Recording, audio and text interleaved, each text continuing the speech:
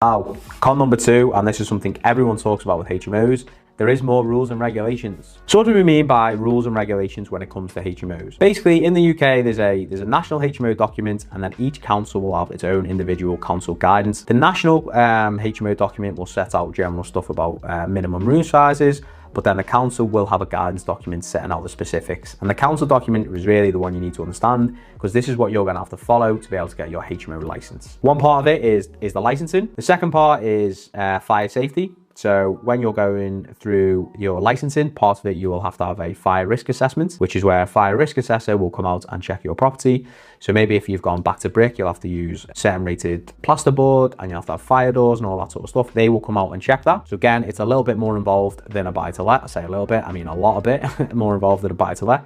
Buy-to-lets are honestly really simple compared to a HMO. So you've got local council stuff, you've got fire risk assessment, and then if you're doing a full back to brick refurb, you'll need building control sign off. So building control are basically coming in to make sure you're doing the build to the correct standards. If you're putting steels in, if you're doing a dormer, if you're doing an extension, they will come in and they'll actually sign all of that off. So council, fire, building control, and then the dreaded Article 4. So what is Article 4? There's a bit of confusion around this when it comes to HMOs.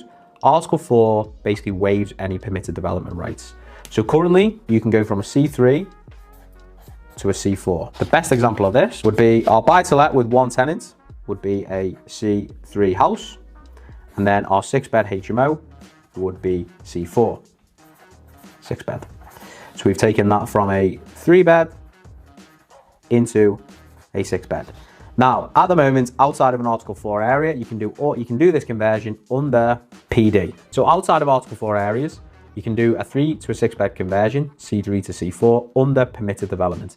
Permitted development basically means you have the right to do it. You can still apply for a certificate from the planning department, basically saying that it is illegal. But outside of Article 4, you can do that. As soon as you go over 6-bed anywhere, you need planning.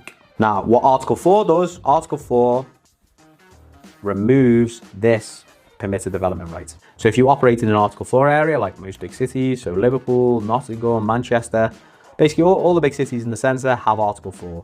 And it's basically a way for the local councils to be able to control the amount of HMOs, because you're not allowed to just do it, you have to apply for full planning.